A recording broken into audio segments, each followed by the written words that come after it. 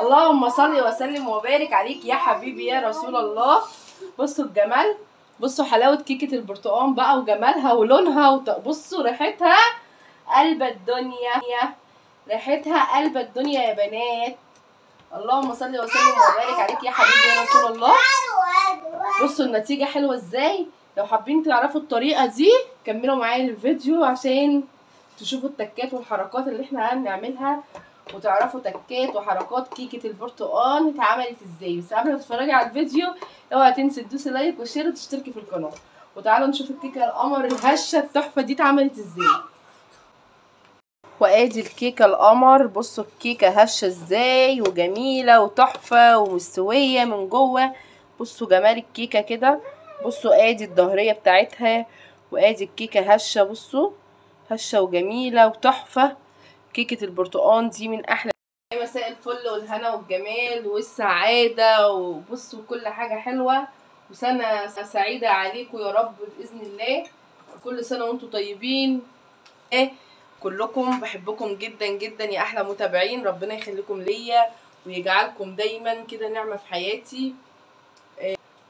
صلوا على النبي يا بنات. اول حاجة كده معايا 3 بيضات، تمام. برضو طبعا تكوني مطلعاهم من التلاجة من قبلها. ومعايا كوباية من السكر، تمام. كوباية واحدة بس من السكر، ولو انت حابة كوباية الا ربع براحتك، بس انا عشان اعملها مظبوطة هحط كوباية من السكر، تمام. ومعايا كده 2 فانيليا. خليكم معايا هنمشي بالتدريج مع بعض. فانيليا وهنطلع بيه نضربه في الخلاط، نضربهم ضربة كويسة جدا لما اللون البيض ده يفتح معاكي، وبعدين نحط بقية المكونات. هروح اضربه وارجع لكم. وطبعا بعد ما ضربت البيض والسكر بالشكل ده كده وبقى اللون ده ولونه بقى ابيض كده، معايا بقى هنا ايه، نص كوبايه من الزبده، تمام، ونص كوبايه من الزيت، تمام كده. هنضرب برضو، هننزل بكل حاجه بالتدريج، يعني السكر والبيض لوحده وبعدين السمنه والزيت، وبعد كده ننزل بقى بعصير البرتقال. هننزل معانا كده كده بالتدريج. بعد ما ضربنا الزيت والسمنه مع البيض والسكر، تمام، هنحط هنا ذره ملح صغيره، وهنزل معايا هنا ببشره من البشر بتاع البرتقال، برتقانيه واحده بس هتبشريها. هناخد منها البشر اللي هو اللون الاحمر. اوعي توصلي للقشره البيضاء عشان ما تمررش معاكي. وهنزل معايا بكوبايه من عصير البرتقال، تمام، عصير كوبايه برتقال ومصفياها، تمام. هنروح برضو نضرب نفس الخليط ده تاني، والخليط بتاعنا هنقول بقى الحاجات اللي احنا ضربناها ايه. كوبايه عصير البرتقال متصفيه، ونص كوبايه زيت، نص كوبايه سمنه اللي هي الزبده دي، وكوبايه سكر، وكيسين فانيليا، و3 بيضات، وضربناهم مع بعض في الخلاط ونزلنا بالتدريج. ومعانا هنا كوبايتين ونص من الدقيق، هناخد كوبايتين ونص بس، تمام. وهننخل الدقيق بتاعنا بالشكل ده كده. لازم الدقيق يتنخل عشان تطلع معاكي الكيكه هشه وحلوه، تمام. اهو انا عشان عندي كوبايه كبيره وكوبايتين صغيرين، فانا ال3 كوبايات دول كوبايتين ونص. انا معايا المضرب الكهرباء دوت، تمام. هننزل بقى بالخليط بتاعنا وبعدين هنضرب الكيكه بتاعتنا. ممكن تعمليها بمضرب يدوي عادي، وممكن تروحي تعمليها بمضرب كهرباء برضو مفيش مشكله، بس هتتنيكي في اتجاه واحد، تمام كده. اهو هتطلع معاكي ناجحه، وبصوا هتطلع معاكم تحفه، وريحتها بقى هتجيب اخر الدنيا. كيكه البرتقال دي من احلى الكيكات اللي انا بحبها بصراحه. بصوا الكيكه بقى وقوامها، بصوا الجمال، بصوا الجمال.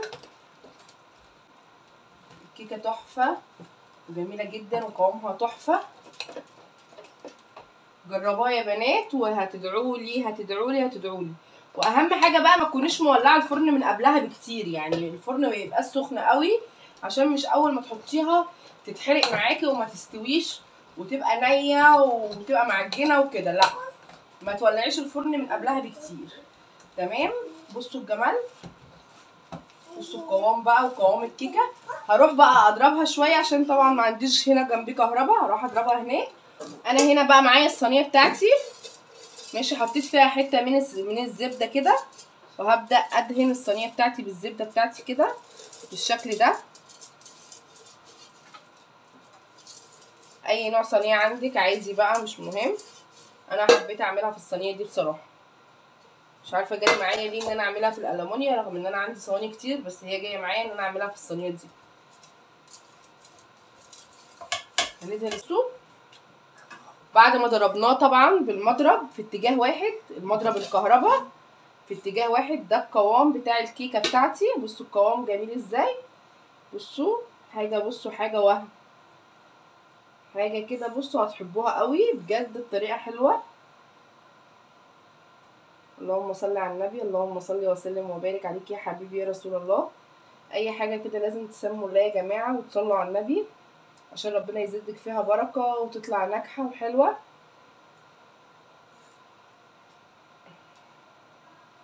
اهو بالشكل ده كده.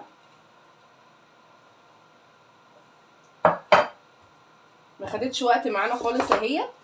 وهنقوم خابطين بس الصينيه خبطتين كده على الرخامه. اروح بقى ندخلها الفرن وارجع لكم. اللهم صل وسلم وبارك عليك يا حبيبي يا رسول الله. بصوا الجمال، بصوا حلاوه كيكه البرتقال بقى وجمالها ولونها بصوا ريحتها قلب الدنيا، ريحتها قلب الدنيا يا بنات. اللهم صل وسلم وبارك عليك يا حبيبي يا رسول الله. كده طريقه الكيكه معانا خلصت. يا رب الفيديو يعجبكم. لو عجبك اوعي تنسي اللايك والشير والاشتراك في القناه لو انت مش مشتركه، وتفعلي زر الجرس عشان يوصلكوا كل جديد من قناتي. بحبكم جدا جدا. يا رب الفيديو يكون عجبكم. فيديو كده بسيط، المقادير حلوه جدا وسهله وبسيطه وتقدري تعمليها وهتطلع معاكي ناجحه وهشه زي ما هي هشه كده. اوعي بقى تنسي اللايك والشير والاشتراك في القناه. باي باي.